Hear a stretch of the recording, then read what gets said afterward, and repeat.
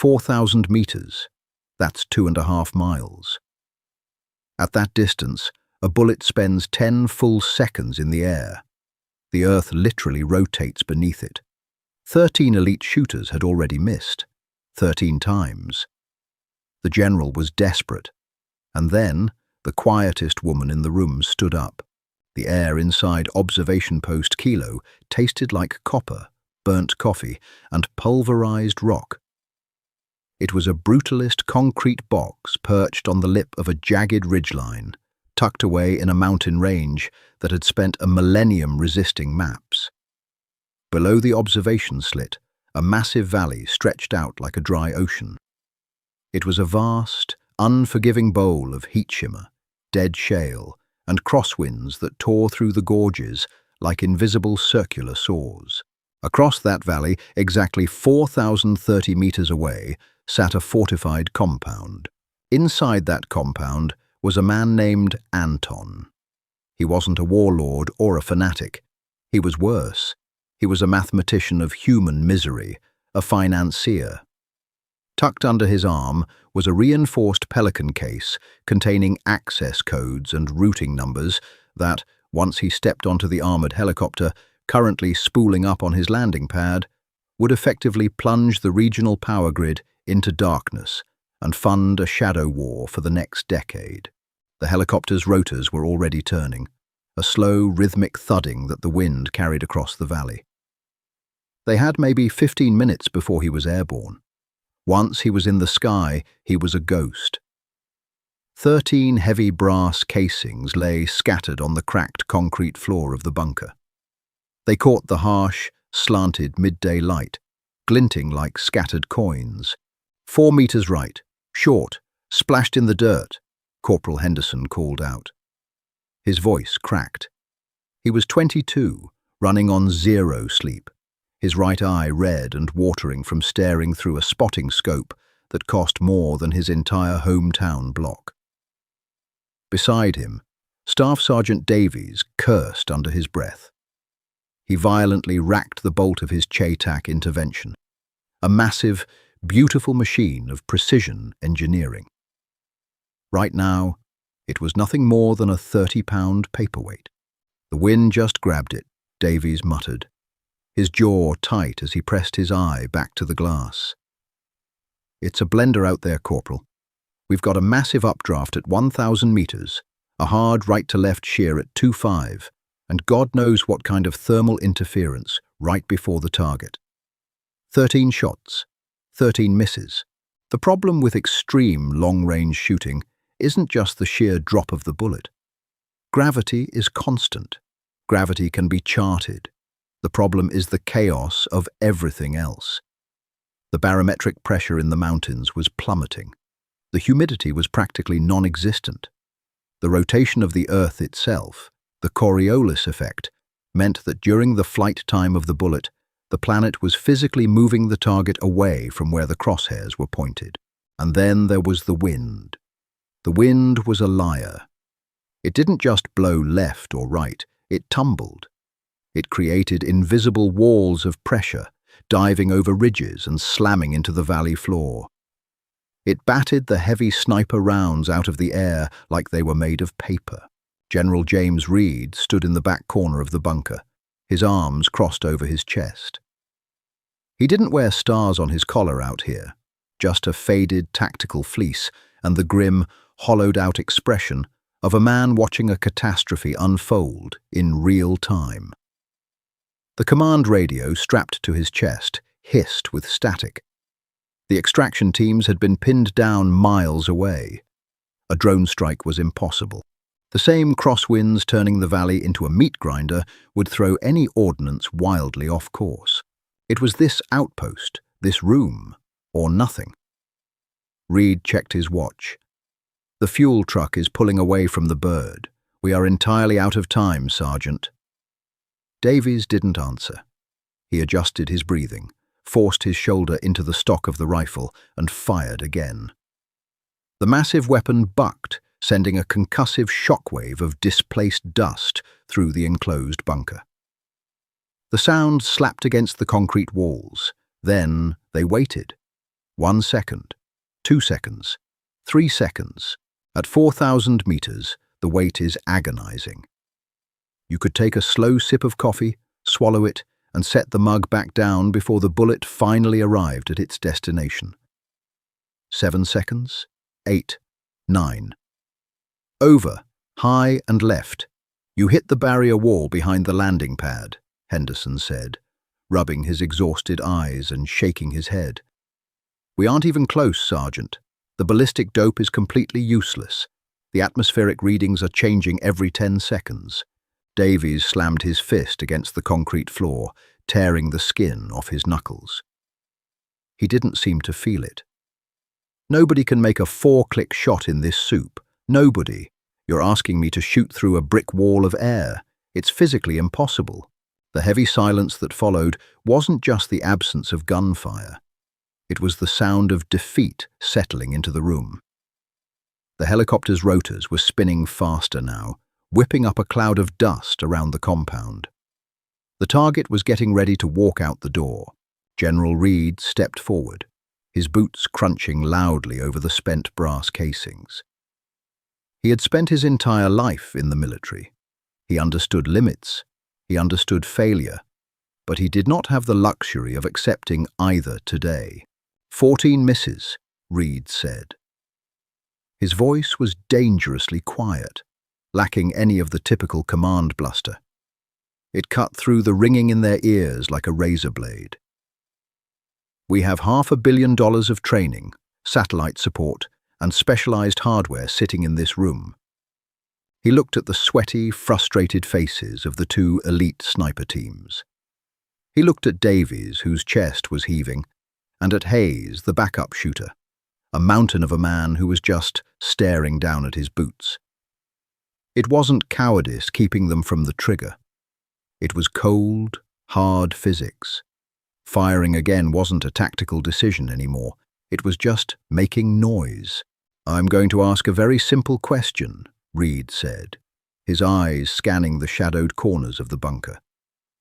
Are there any actual snipers in this room? Or just guys who like carrying heavy rifles for the photo ops? The silence returned, heavier and more suffocating than before. Davies looked away, his jaw clenching. Then, from the darkest corner of the bunker, sitting atop a stack of overturned MRE crates, a woman cleared her throat. She hadn't been part of the primary rotation. She had been attached to the unit a week ago, ostensibly as an observer. Navy, a SEAL. The guys in the unit had talked about it behind her back, of course.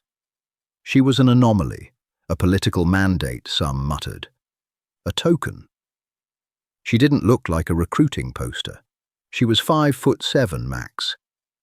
Her mud-brown hair was tied back in a messy, practical braid that was graying at the temples. Her uniform was faded, her face lined with the kind of deep-set exhaustion that a good night's sleep hasn't been able to fix in years. She looked like someone who could be grading middle school English papers, not operating behind enemy lines. Up until this moment, she had spent the entire morning quietly eating a bruised apple and watching the dust motes dance in the light. Chief Petty Officer Casey Walsh tossed her apple core into a nearby trash bag. She wiped her hands on her cargo pants and stood up. "I'll take the math," Walsh said. Her voice didn't boom. It wasn't filled with bravado or macho confidence. It was entirely conversational. She sounded like she was offering to take the next shift, driving on a long road trip. General Reed turned to look at her, his brow furrowing. "You have a firing solution, Chief?" "No," Walsh said, walking past him toward the sandbagged parapet without making eye contact. "But I have a different rifle, and I don't care about the updraft at 1,000 meters." Davies scoffed, wiping a streak of sweat and dirt from his forehead. "You don't care about a 20-knot shear. It just pushed a 400-grain solid brass bullet 12 feet off course. You can't ignore the wind." "The shear isn't a wall, Davies. It's a tunnel," she said flatly. She dropped her drag bag onto the concrete. The sound it made was heavy, a dull thud that spoke of dense metal. She unzipped the canvas. Inside wasn't a standard military-issue weapon. It was a deeply customized, heavily modified .416 caliber bolt-action rifle. The barrel was massively thick, fluted deep to dissipate heat, and significantly longer than standard. The scope mounted on top of the receiver was the strangest part. It sat on an adjustable Charlie Tayrak prism rail, a setup designed specifically for extreme, over-the-horizon elevation. At 4,000 meters, if you try to aim through the center of a standard scope, you have to angle the barrel so high that the target completely disappears below your line of sight. The prism bent the light, allowing the shooter to look straight while the gun aimed at the sky. Walsh lay down behind the weapon. She didn't adjust her gear violently. She didn't shake out her limbs or puff her chest. She settled onto the cold concrete floor like water finding a crack, melting into the architecture of the rifle. "Henderson," she said quietly, "give me the ambient temp at our exact elevation and the pressure." 42 degrees. Pressure is 28.10, the young spotter stammered, hurriedly checking his Kestrel weather meter. "Don't give me the station pressure. Give me the absolute. I need the density altitude," she corrected him, her voice entirely devoid of inflection. Her right eye was already behind the glass. She was doing the math, not on a ballistic calculator. The digital screens were failing here. They relied on algorithms built for standard atmospheric models, and this valley was anything but standard. Walsh was feeling the building barometric pressure in her own sinuses. She was looking at the way the dust kicked up down in the valley, analyzing the precise angle of the mirage waves boiling off the rocks. "Target is exiting the bunker," Reed announced, his voice tight. "He's flanked by 2 guards, moving to the helicopter. 2 minutes until he's inside."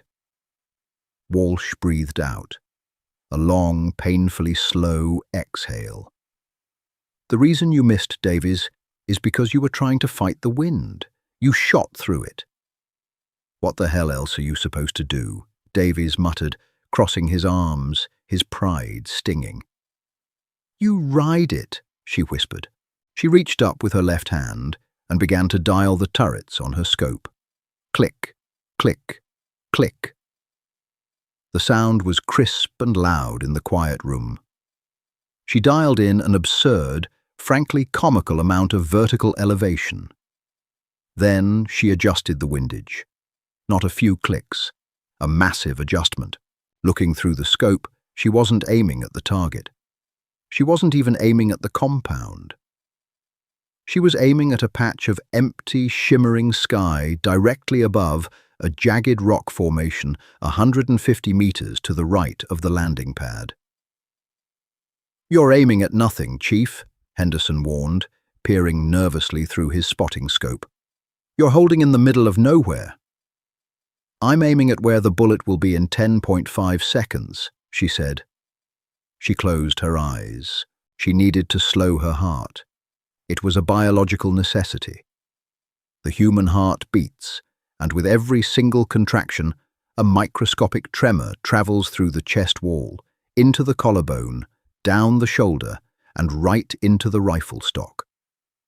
At 100 meters, that tremor is a millimeter of deviation. At 4,000 meters, a tremor the size of a heartbeat throws the bullet 20 feet off target. She had to fire between the beats. The concrete sapped the warmth from her ribs.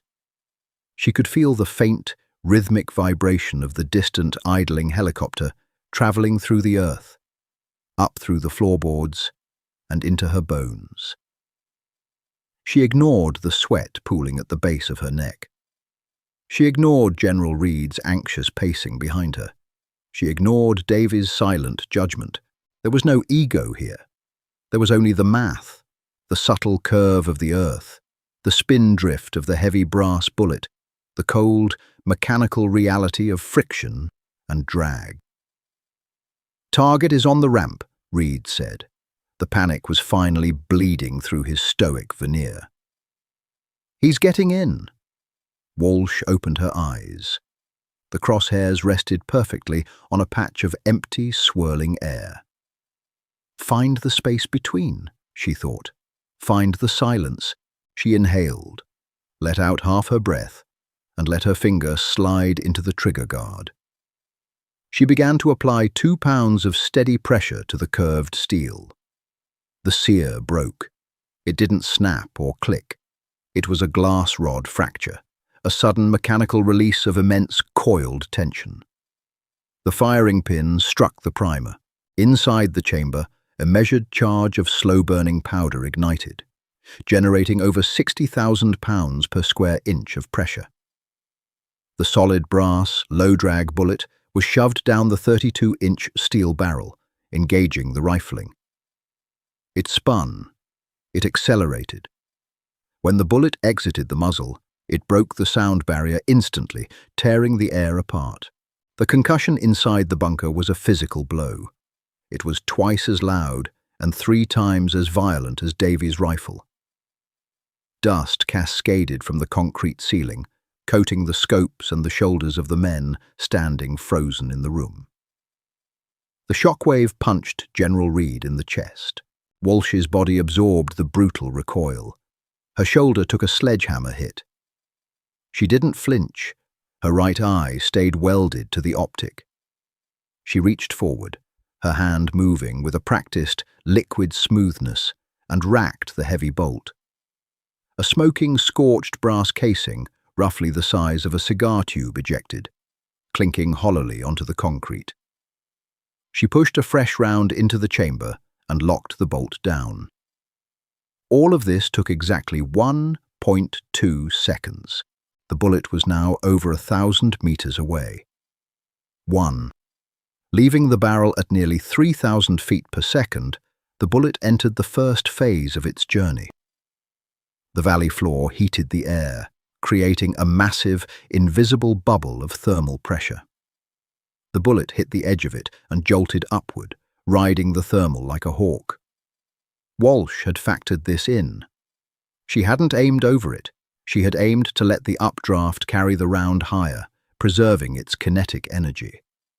2, 3. At 2,000 meters, the bullet began to lose velocity. It dropped back to Mach 2.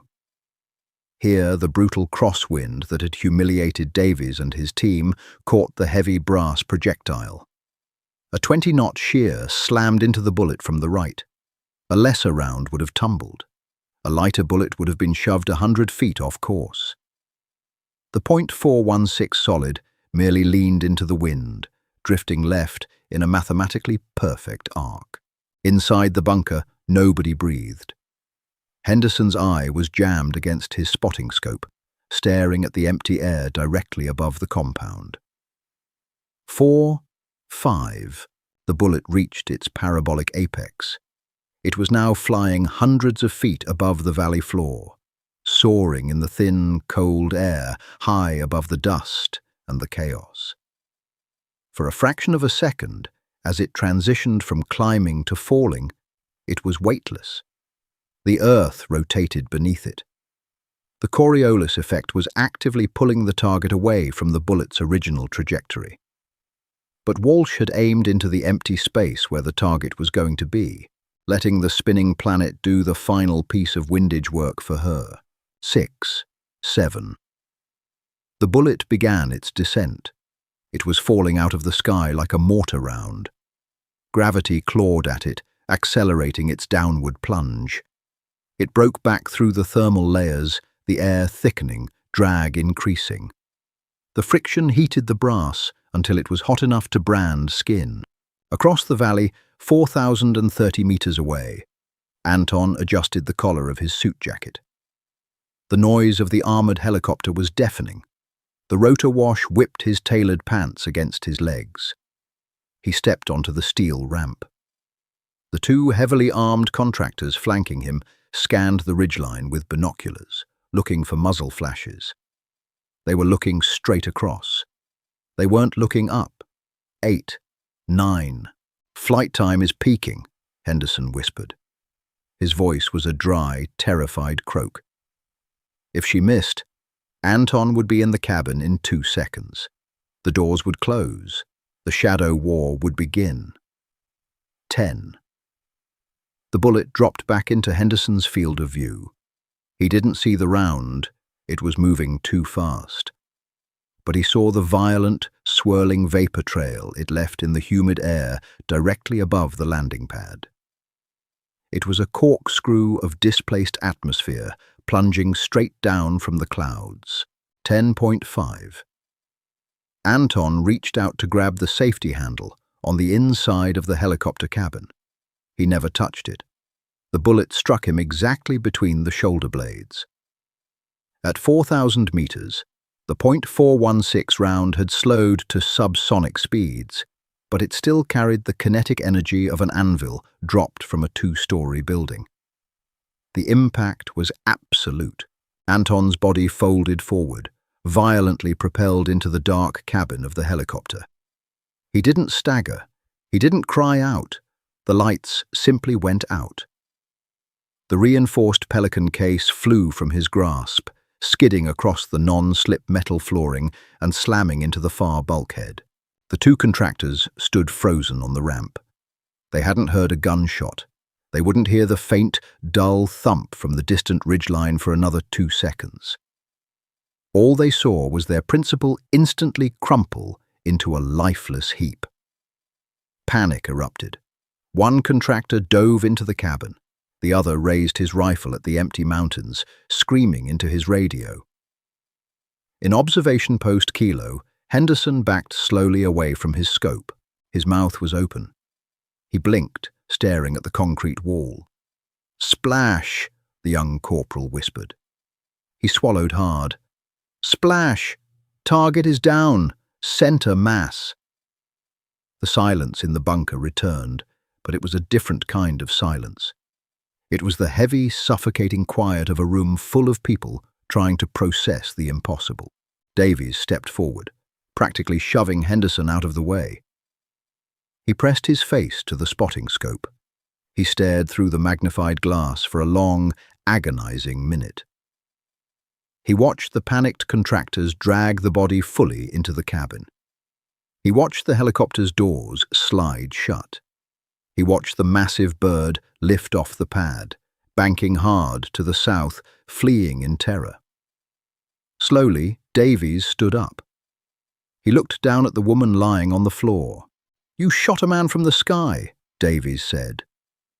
His voice was completely devoid of its former arrogance. It was hollowed out by pure, unadulterated awe. "You brought the rain." Casey Walsh didn't smile. She didn't pump her fist, and she didn't look through the scope to admire her work. She opened the bolt, caught the unfired round as it ejected, and slipped it carefully into a padded pouch on her belt. She flipped the safety on. Then she rested her forehead against the cool, dark steel of the receiver and closed her eyes. She stayed like that for 10 seconds. The adrenaline dump was hitting her now. It always did. During the math, during the breathing, she was a machine. But now the biology came rushing back. A cold sweat broke out across her back. Her hands, which had been perfectly still a moment ago, began to develop a faint, involuntary tremor. A dull, throbbing ache bloomed in her right shoulder, where the rifle had punished her collarbone. She was 41 years old. Her knees popped when it rained. She had a daughter in high school back in San Diego who was currently failing algebra, a bitter irony Walsh thought about entirely too often. She was tired. She was so deeply, fundamentally tired. "Chief," General Reed's voice broke her reverie. Walsh pushed herself up off the concrete floor. She dusted the pulverized rock from her knees with slow, deliberate slaps of her hands. She stood at attention, though her posture was relaxed, bearing the casual exhaustion of someone who had done this too many times. "General," she said softly. Reed walked over to her. The hardened, stoic officer looked at the quiet woman, then at the massive, ugly rifle resting on the floor. "I have been in this military for 30 years, Reed said, his voice low, strictly between the two of them. "I have seen satellite-guided munitions miss by a wider margin than what you just did with a piece of metal and glass. How did you know?" "I didn't know, sir," Walsh replied honestly. "You never know. You just stack the probabilities. You do the math, you trust the math, and then you accept the things you can't control." Reed studied her face. He saw the lines around her eyes, the grey at her temples, the complete absence of ego. She wasn't a hero out of an action movie. She was a technician, a lethal, exhausted technician. "Well," Reed said, clearing his throat. "Good effect on target, Chief. You just saved a lot of lives." "Thank you, sir." Davies walked over. The elite sniper, a man who could hit a moving coin at 1,000 yards, looked at Walsh with a complex mix of professional jealousy and absolute respect. He extended a dirt-stained hand. "I was wrong," Davies said simply. "That was the finest piece of marksmanship I've ever seen, period." Walsh looked at his hand. She reached out and shook it. Her grip was firm, but her palm was sweaty. "You weren't wrong, Sergeant," she said quietly. "Shooting through that sheer is impossible. You just had the wrong equation." She turned away, dropping to one knee beside her drag bag. She began the methodical process of breaking down the heavy rifle. She unscrewed the massive suppressor. She removed the bolt, wiping it down with a lightly oiled rag she kept in her pocket. The men in the room stood around, suddenly unsure of what to do with themselves. The crisis was over. The adrenaline was fading, leaving behind the stale smell of cordite and unwashed bodies. "Henderson," Walsh called out without looking up. "Yes, Chief," the corporal answered, snapping to attention. "Hand me that thermos, would you?" Henderson scrambled to grab the dented green thermos sitting on a nearby crate and handed it to her. Walsh unscrewed the cap and poured a half cup of black coffee into the lid. She took a sip. It was cold, bitter. It tasted like burnt metal and old grounds. She sat back on her heels, cradling the plastic cup in her calloused, trembling hands. She looked out the observation slit, past the spent brass casings littering the floor, out into the vast, shimmering valley. The wind was still howling, tearing across the gorge, invisible and violent. It was just wind, nothing more. She took another sip of the cold coffee, let out a long, shuddering breath, and went back to packing her bag. She had a flight to catch in 3 days. She needed to get home and help her kid with her math homework. If this story of impossible odds and quiet professionalism kept you on the edge of your seat, hit that like button to show your respect for the unseen technicians holding the line. Share this video with someone who appreciates the raw, unyielding reality of extreme precision under pressure. Don't forget to subscribe and ring the bell so you never miss another deep dive into the gritty, untold stories of those who operate in the shadows. See you next time.